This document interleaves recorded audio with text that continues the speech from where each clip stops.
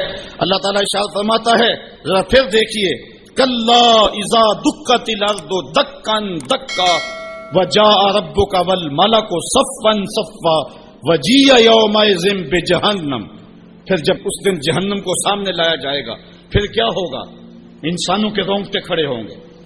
پھر ایک دم ماضی کی سکرین جو ہے وہ سامنے آئے گی، وہ برائیاں کی، وہ دادے عیش دیے، وہ جو کچھ کیا سب کچھ سامنے آ جائے گا. یومئذ یتذکر الانسان، اس دن آدمی سوچے گا، وَأَنَّ لَهُ الذِّکْرَى، اور اب سوچ کا وقت گزر چکا ہوگا. اس دن انسان کو بہت کچھ یاد آئے گا. اس وقت خیال کرے گا، کاش میں یہ کر لیا ہوتا، میں یہ کر لیا ہوتا. وَأَنَّ لَهُ الذِّکْرَى، اب اس کو سوچنے کا وقت کہاں، اب اس کا فائدہ کہاں؟ وہ گھڑیاں، وہ لمحے، وہ ساعتیں اب اس کے لیے حسرت کو بڑھانے والے ہوں گے. وقت پر کافی ہے ایک قطرہ بھی آب خوش ہنگام کا، جل گیا جب کھیت برسا می تو پھر کس کام کا. اس دن پھر بندہ سوچے گا. سنو قرآن کا آہنگ، یقولو یا لیتنی قدمت لحیاتی، وہ کہے گا کہائے کسی طرح میں نے جیتے جی نیکی آگے بھیجی ہوتی، زندگی کو میں نے مقصد میں، مصرف میں، کسی کام میں اور کسی جو ہے وہ مقصد میں لگا دیا ہوتا، اور زندگی کا سرمایہ وہاں میں یہاں کے لیے بھیجا ہوتا. فَيَوْمَئِذٍ لَا يُعَذِّبُ عَذَابَهُ أَحَدٌ، اللہ تعالیٰ اس دن جو عذاب دے گا کبھی کسی نے ایسا عذاب دیا نہیں ہوگا جو وہ دے گا. اللہ اکبر.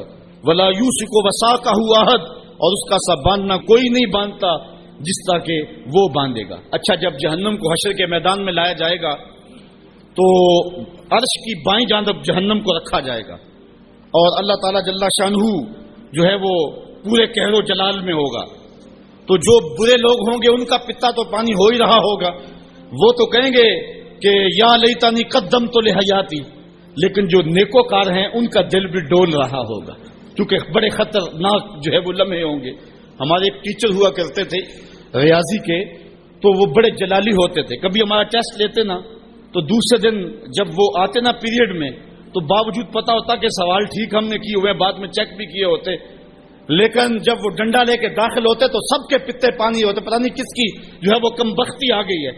اور پھر جب وہ اچانک جن لوگوں نے اچھے نمبر لیے ہوئے ہوتے ان کو الگ کرتے اور دوسروں کو الگ کرتے، پھر بھی سارے ڈر رہے ہوتے کہ پتہ نہیں یہ کدھر والے ہیں اور یہ کدھر والے ہیں. اور پھر جب کہتے بیٹا تمہیں شاباش، تو پھر جو مسرت ہوتی نا تو وہ پھر لفظوں میں بیان نہیں ہو سکتی ہے. اللہ تعالیٰ فرماتا ہے کہ اس دن پھر کیسا منظر ہوگا. ذرا غور کیجئے کہ جہنم سامنے ہے، اللہ پورے جلال پہ ہے، اور نیکوکار بھی بدکار بھی کھڑے ہیں، کلیجے سینے میں کانپ رہے ہیں.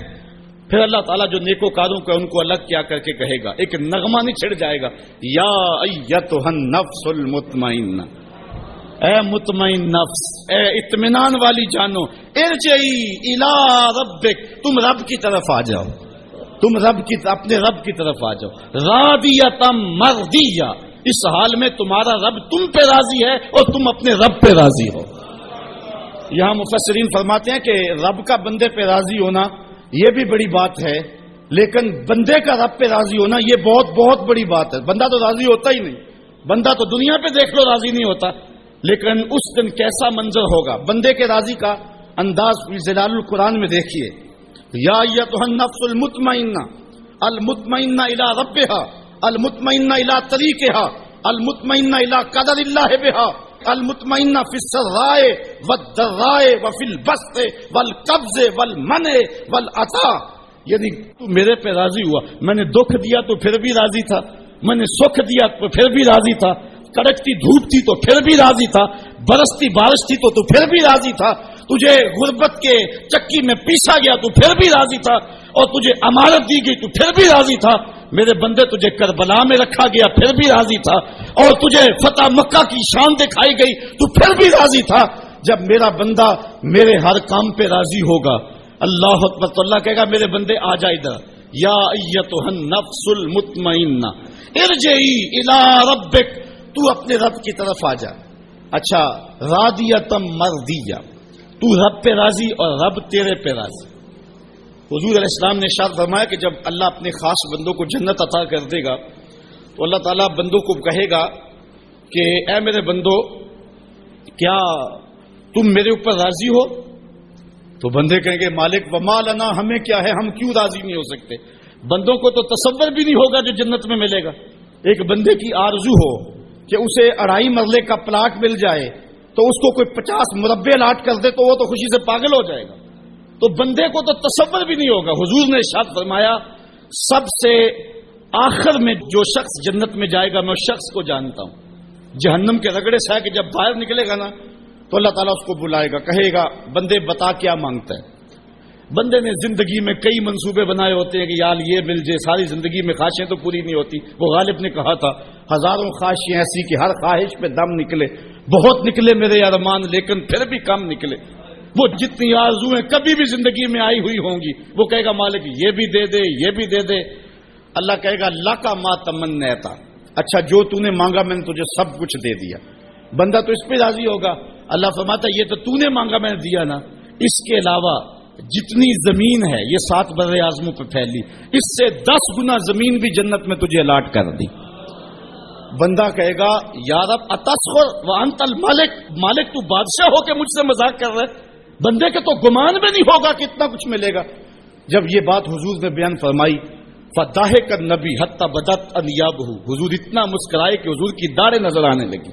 اس کو تو یہ گمان تھا کہ برابر برابر بھی چھوٹ دوں تو جنت میں کسی دروازے کی چوکیداری بھی مل جائے تو غنیمت ہے۔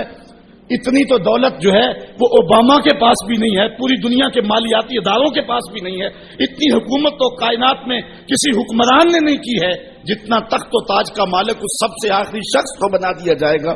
جب سب سے کم پراپرٹی جنت میں جس کی ہے وہ اتنی جگہ کا مالک ہوگا، پھر داتا گنج بخش علی حجویری کی جاگیروں کا عالم کیا ہوگا، پھر انبیاء کی جاگیروں کا عالم کیا ہوگا، امام الانبیاء کی جاگیروں کا عالم کیا ہوگا۔ اتنا کچھ دینے کے بعد میرے بندے کیا تم میرے پہ راضی ہو؟ اللہ تعالیٰ جب بندوں سے پوچھے گا تو بندے کہیں گے مالک ہمیں کیا ہوا کہ ہم راضی نہ ہو، ہم تو جو ہے وہ پھولے نہیں سما رہے۔ تو اللہ تعالیٰ فرمائے گا تمہیں ایک اور چیز دینے لگا ہوں۔